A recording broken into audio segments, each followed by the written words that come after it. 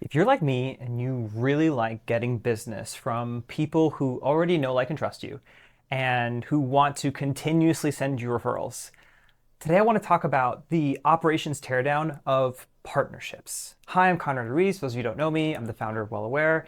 Today I want to walk you through my operational breakdown of partnerships. At Well Aware, we have made tremendous strides of growth by working with people who are happy to send us business.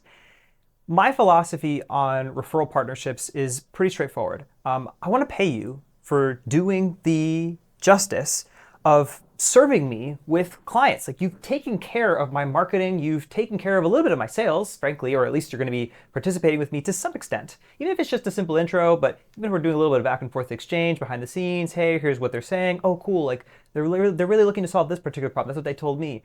That is just such a wonderful experience, right? To like basically co-sell through someone or with someone. And so I want to reward that behavior. I want to reward that behavior by saying, here is a percentage of the money that we made as a result of this relationship.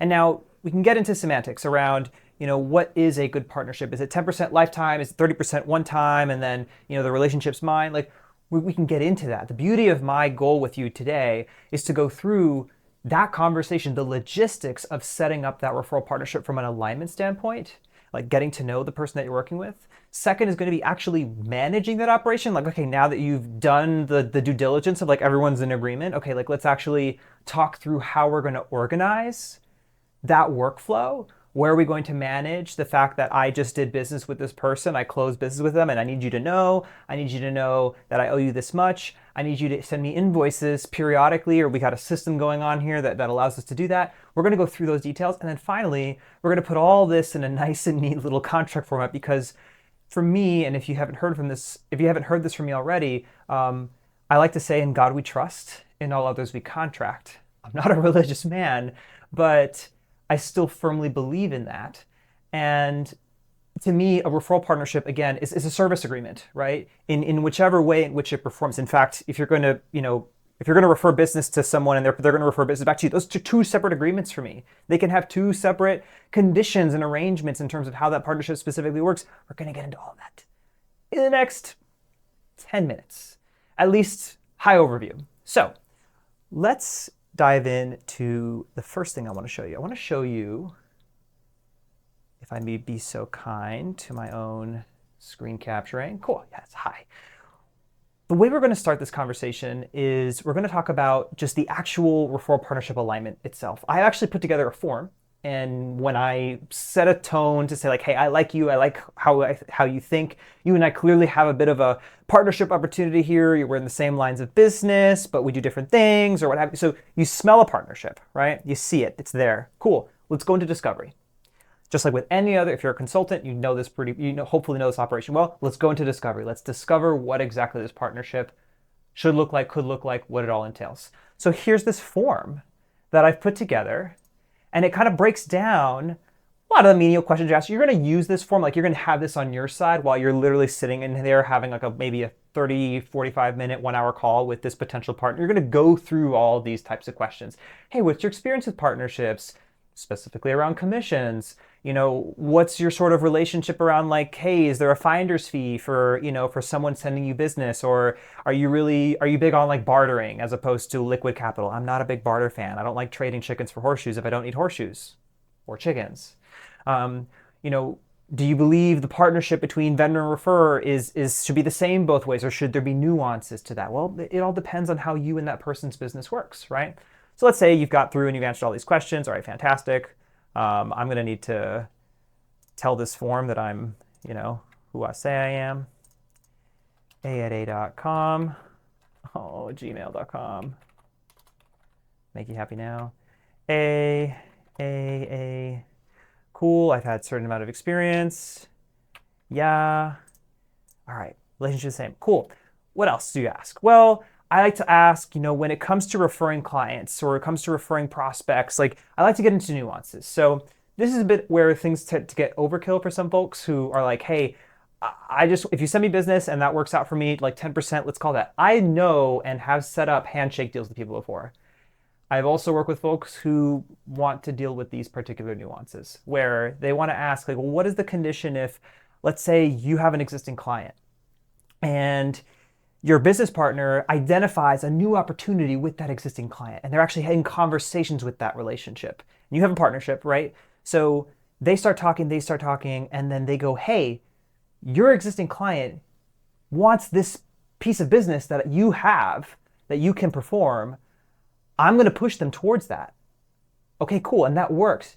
They were already your client. Do you give your partner compensation? Like, these are scenarios that I'd love to get into, and I have them all fleshed out here in different forms to kind of break down. Well, what if it was an existing client? What if it was a former client? How long do you wait, right? If it's an active prospect or a dead prospect, what are the conditions around there?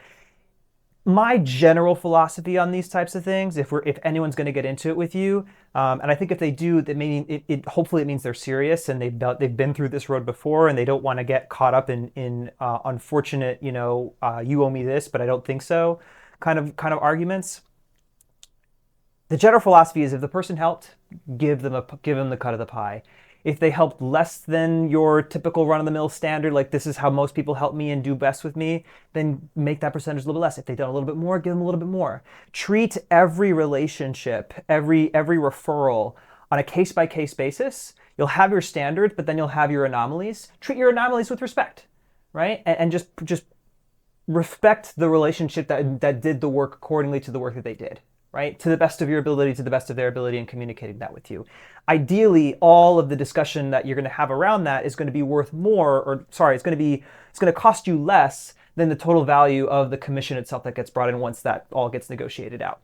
And here's a great way to kind of go through some of the more common anomalies, if you will, or questions that you may have. So let's go ahead and trudge through this, my questions, my answers. Happy to share with you this form. Cool. First, rights of refusal, consent to refer others. Again, more unique conditions around a partnership that you may want to discuss and say, hey, if I am talking with a referred client and they bring up some business with me that I can't do anything about, do I go to you first and say, hey, you were the one who referred this client to me and they're asking about these sort of business help. Do you have somebody or do you have the means to solve this problem for them? Because I want to give you first rights of refusal because that's our agreement that we have. Versus, hey, I'm free to ask you, but I'm also free to ask anybody else, right? Whoever I think is a good fit to kind of lead this client into a potential opportunity. Some people are going to tell you what they think about, not checking in with their referrals. About what things you're making decisions on.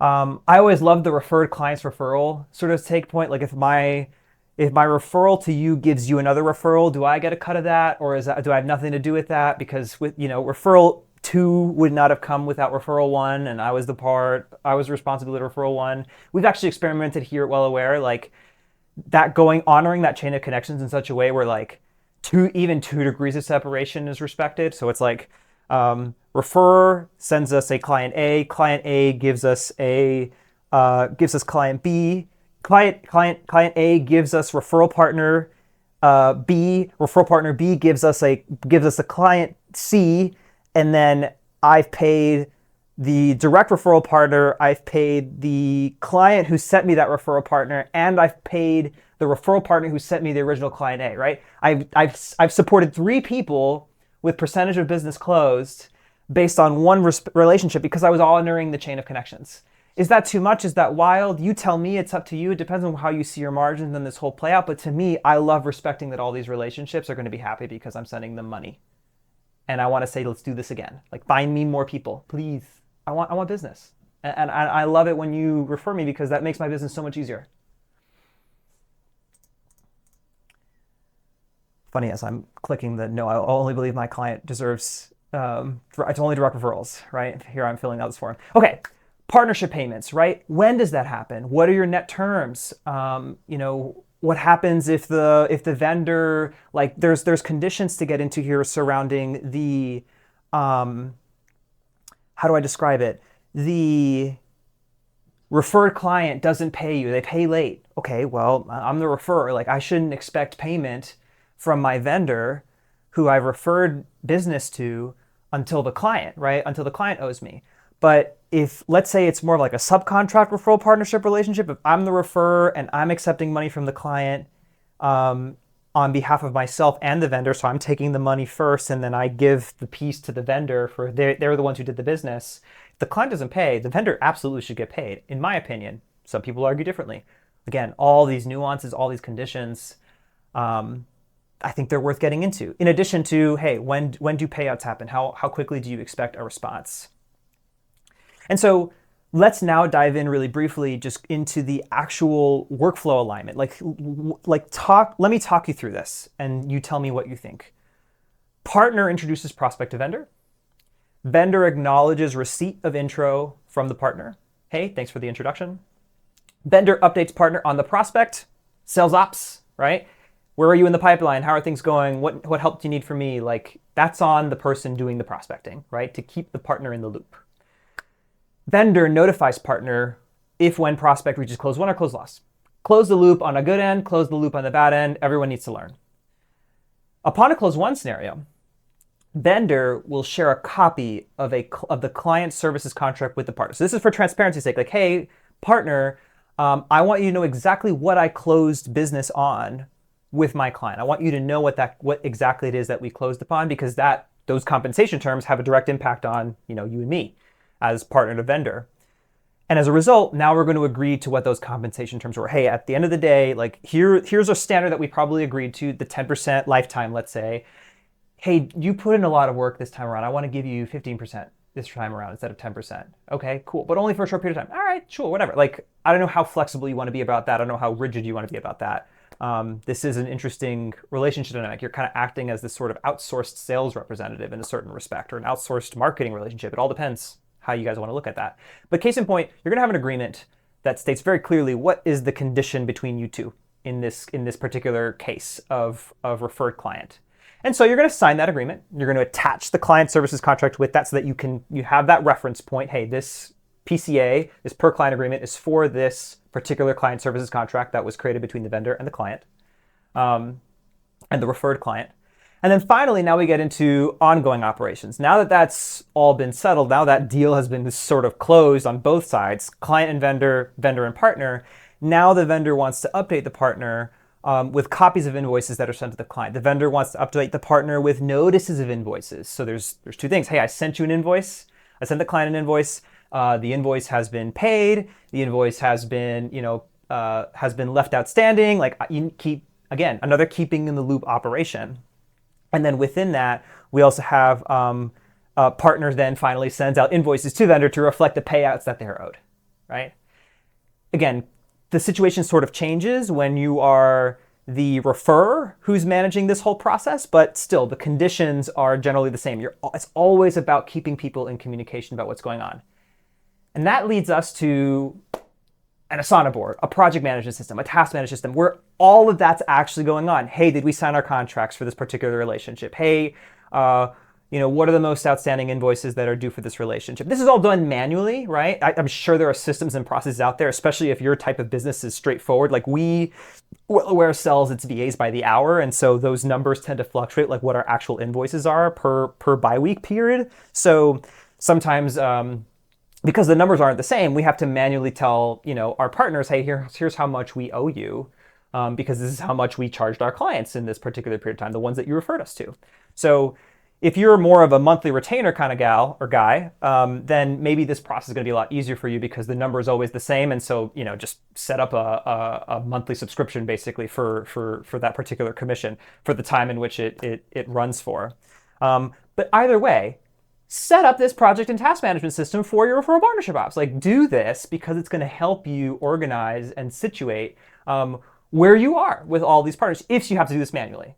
And if not, then so be it. If you have a platform that's fan-freaking-tastic, like, I'm jealous. Some of us have a little bit more complicated financial operations than you. But that being said, the last thing that I'm not going to get to show you right now, just due to time, is the actual the contract. So the contract, which is something that I totally invite you to read, I share this template out with everyone and kind of say, like, this is open door.